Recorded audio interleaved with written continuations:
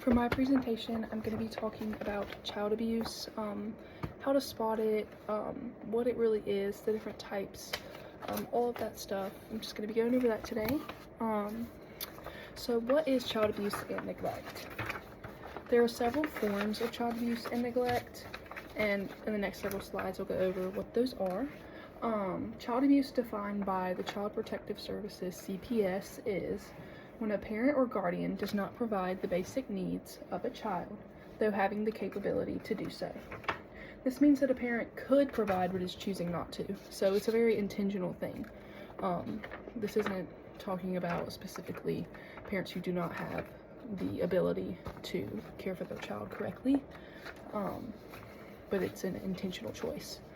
And child abuse is any recent act or failure to act on the part of a parent or caretaker which results in death, serious physical or emotional harm, sexual abuse or exploitation, or an act or failure to act which presents imminent risk of serious harm. And that, again, is just the definition of abuse. A couple of other things that I think are important to note is, in order for child abuse to be considered child abuse, obviously the child has to be under 18. It is important to know that each state will deal with abuse and neglect differently, so understanding your state specifically can be really helpful if you're wanting to get involved and just be more aware of what's going on around you, especially in this world. Almost every state in the U.S. agrees that child abuse is a criminal offense, which means it will go to trial, and justice will likely, hopefully, be served for that child. They will get the justice they need. And child abuse and neglect may also be referred to as adverse childhood experiences, so if I call it that during this presentation, you'll know why. What are the types of child abuse and neglect? So I'm going to be going over 5 different types of child abuse and neglect today. I know you can't really see it on my screen, so you'll probably just have to listen, but the types are physical, emotional, sexual, medical, and exploitation, which is a little bit less common in as far as being considered part of the same category, but physical abuse is one of the most common and visible forms of abuse. It occurs when a child has physical marks such as cuts, bites, bruising, red marks, welts, burns, sprains, broken bones. It's obviously the easiest to spot because it's right there in front of you normally. And emotional abuse, which is also known as verbal abuse or psychological abuse, is the most common form of abuse and is constant rejection of a child, teasing, bullying, criticizing, hostility, anger, yelling, and even exposure to violence. It is important to note that emotional abuse may not be visible to the human eye or the naked eye, but it still has as deep of impact as any other kind. Even some may say it has more impact going into adulthood. Sexual abuse is sexual activity with a child as an adult. There are 2 forms of sexual abuse. Obviously, it's non-touching and touching, which I don't really need to go into detail what that means, but it includes exposure to a minor, fondling or inappropriate touch, intercourse, showing images or videos to a child that are sexually explicit, producing and sharing explicit images of a child, trafficking, or even messages and calls to a child that are explicit. Children of all ages and races and genders experience abuse. I know I had the misconception that it was mainly females, but unfortunately it has been a rise in the amount of males and young boys that are experiencing this abuse. Medical abuse is something I didn't know a ton about before coming into this. I had heard about, there's a lady named Gypsy Rose who experienced some medical abuse. So you may know her, you may know that story, but medical abuse is when a child receives unnecessary and harmful treatment / medical care at the hand of a caregiver or caretaker. It involves use of the medical system to give care to a child who does not need it. It is creating a problem that was never there to gain attention from others and medical professionals. It's giving the child medications they don't need. They're going through surgeries, tests, hospitalizations, that kind of thing that is not necessary and causes more harm than good to the child. An exploitation is when a caregiver or an adult uses a child for financial gain, labor, sexual gratification, or personal advantages of any kind. It's an abuse of power, and it can also be seen as a combination of, like, you could say an example would be mental and emotional. Like, it could be that, and then it could be sexual, or it could be physical and mental, any of that. It's just, at the end of the day, it's an abuse of power, and can include criminal acts, and involving the child in criminal acts to protect oneself later on. It can be online or in person. That's important to note as well. Unfortunately, technology has become more advanced, and different types of abuse have been online more. But it includes distributing explicit images and information about a child for personal gain. It could even be medical records, anything that the public should not know, or that should not be taken out of the parents and the child's possession, can be seen as exploitation. So some of the effects include mental, physical, and emotional health. Physical abuse can cause injury and trauma, obviously.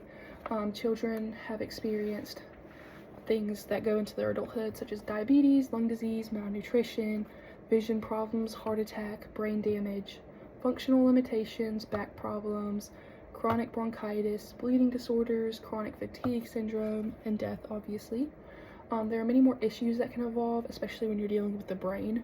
There can be issues and damage to the brain where memory can be lost, brain mass, coordination, emotion, processing, and even motor function.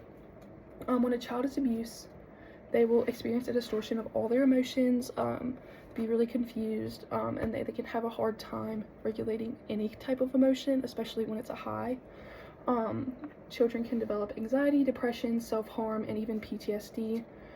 Children also can experience toxic stress when is basically a large amount of stress is entering the body.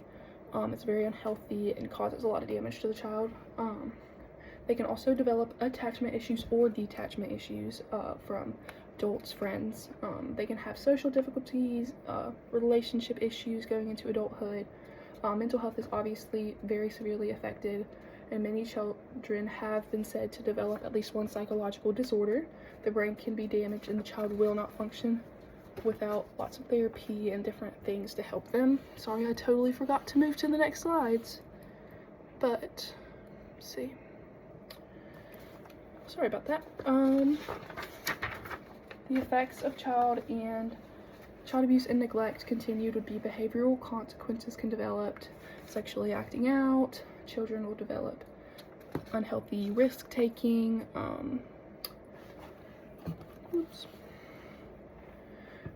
and children who experience abuse can become abusers going into adulthood, and lots of criminal activity has been shown as children were abused going into adulthood, drug use, alcohol use, any of that, lots of substance abuse. Child abuse and neglect can also affect more than just the child.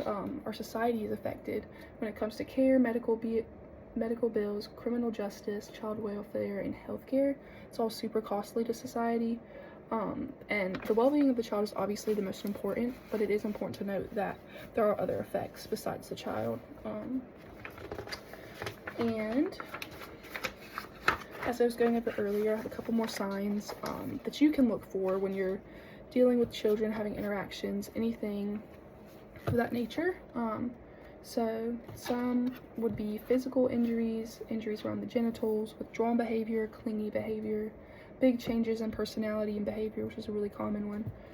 Aggression and violence, risk-taking, like I said earlier, emotional outburst, repetitive movement such as rocking or shaking, anxiety and depression, delays in development, difficulty learning like ADHD, ADD can be a sign, bedwetting, urinary incontinence, which is not being able to control when you're urinating, eating disorders, excessive crying, regression in development, you'll see this a lot in younger children, and hoarding food can be one, difficulty communicating, distrust and fear of others, especially adults or someone who may look or be like the person that was abused, and then fractured ribs, constant hunger,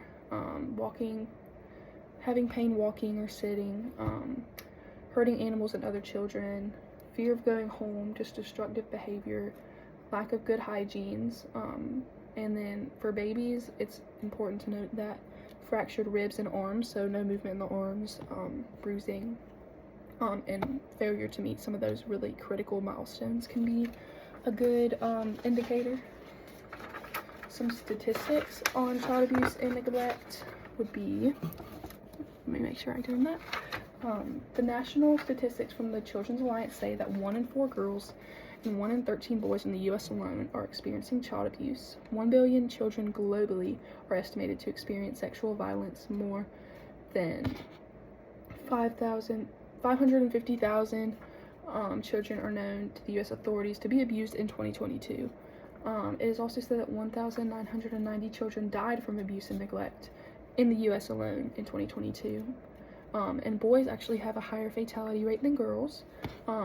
I also think it's really important to know that every socioeconomic, every group of people, age range, boy or girl, it doesn't matter, they are all affected very similarly. It's not just one specific group, but a couple studies have shown that American Indian and Alaskan Native children have the highest rate of victimization, and then African American children are second. And then it has also been shown that socially and medically marginalized children are more vulnerable, meaning children who have special needs or need more help with certain things. Studies have also shown that most child victims are abused by a parent or someone that they know and trust. It's become more common for child-on-child abuse, which is when someone under 18 is abusing someone else under 18. And then 74.3% of children abused were neglected. Most abuse cases are going to be neglect.